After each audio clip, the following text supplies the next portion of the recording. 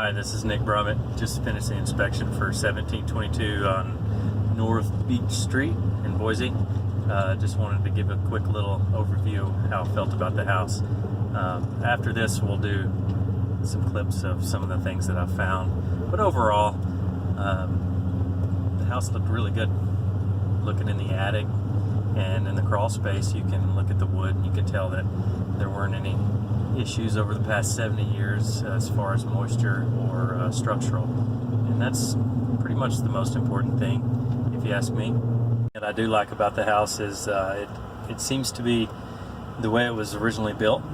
Some of the older houses that typically have things that where somebody has tried to fix something or change something and it ends up being kind of a hodgepodge type thing. Well, this house appears to be untouched, so I like that. You don't have to mess with fixing somebody else's quirkiness or mistakes, whatnot. Okay, so this electrical mast was installed improperly. The transition where it penetrates the roof, this piece right here should be somewhat under the shingles. Instead, they just put tar all the way around it, and that's going to have to be retarred periodically, maybe once every 1 or 2 years. And right now it's in need because water can penetrate right up under the tar right there.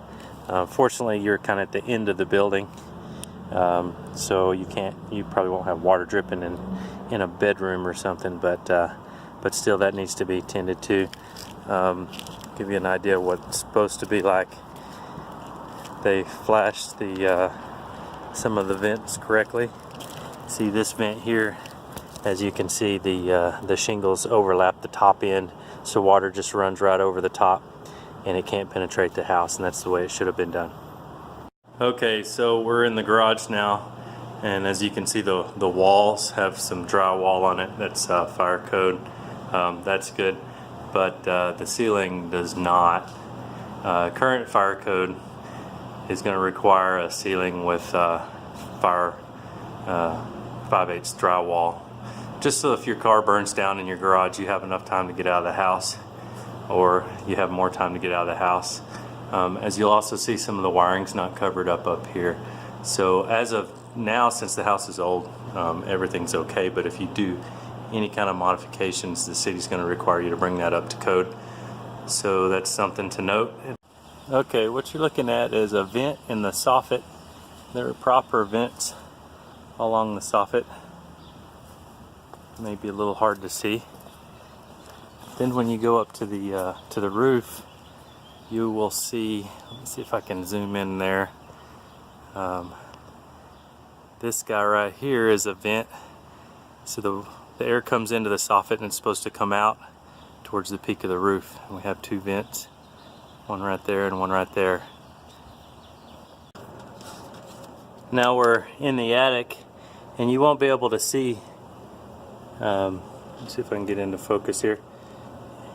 You won't be able to see the vents from the soffit, but what you also won't be able to see is right here.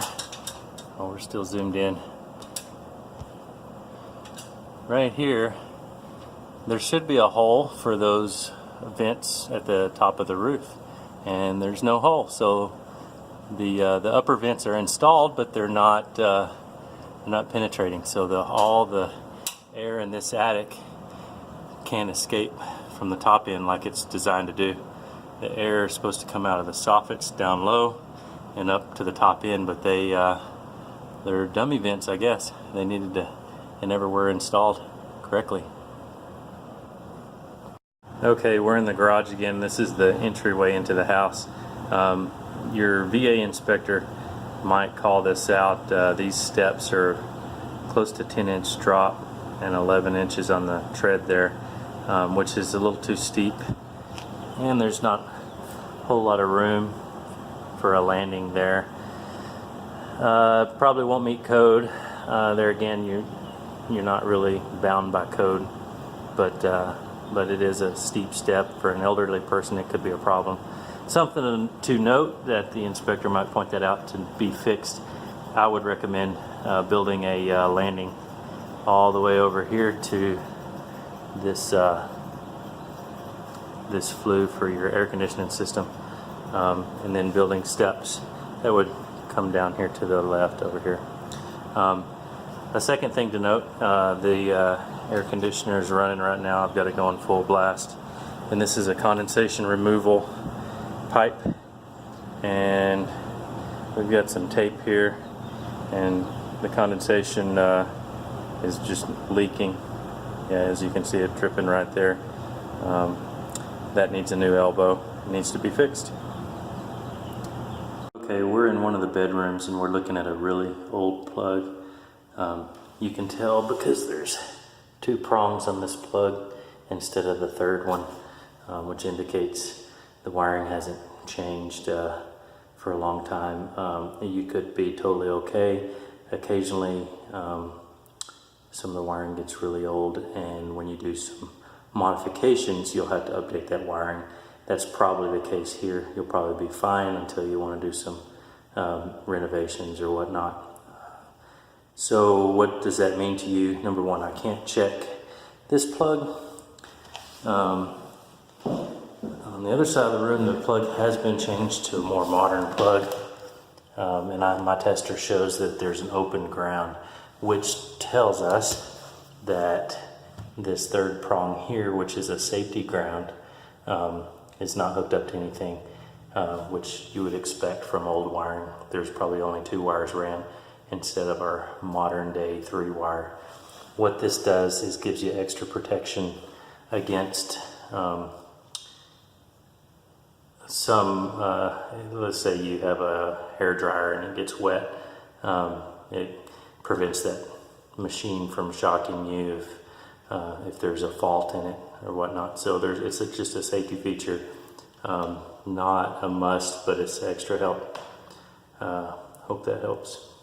Okay, another electrical video. We're in the living room. Almost all of the plug outlets have been this way, an open ground, which means that it's an indicator that the wiring has not been upgraded for most of the house, with exception of 2 plugs. There's one new one here located on the floor, and as you'll see, I get 2 lights here, which means that everything's wired correctly, and that tells me that we're up to date on wiring for that plug outlet. And the other exception is as we go into, I don't know what you'd call this, maybe a mud room. That goes to the garage, and this plug outlet here on the wall shows to be wired correctly, so I'm sure that wiring's been updated. But all the other plugs seem to be old school. There again, that's not alarming, something to just keep in mind.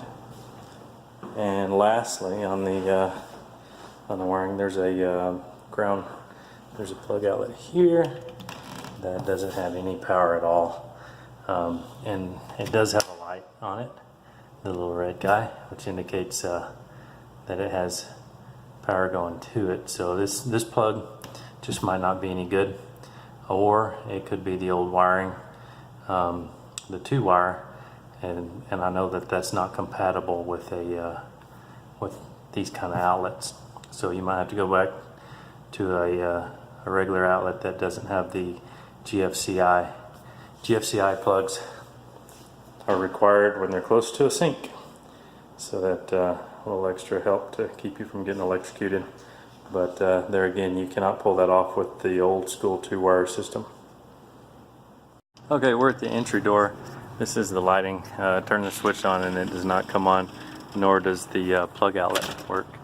I'm not too sure about the wiring here. Shouldn't be exposed like that. So there needs to be some conduit covering that up, just for safety purposes. Okay, we're in the bathroom. One thing to note is there's no overflow safety here. Most sinks have a little overflow, so if you start filling the sink to shave or whatnot and walk away, you can't just overflow and ruin the floor. If you look, the bathtub has one. There's not one here, something to note and be careful about. Second thing is the door. It is really tight. You gotta push on it pretty hard to get it closed. There's no room for adjustment. This door is just super tight. The fix here is to have somebody take this door off, take a hand planer and take off about a 1/16 of an inch of this face here, repaint it. It should close right up. But until then, it's going to be hard to close. Another thing that I picked up on that I didn't put in video form, but you'll find it in the written form, is the dishwasher didn't come on at all. Not sure what the issue is there. Something that probably should get worked out.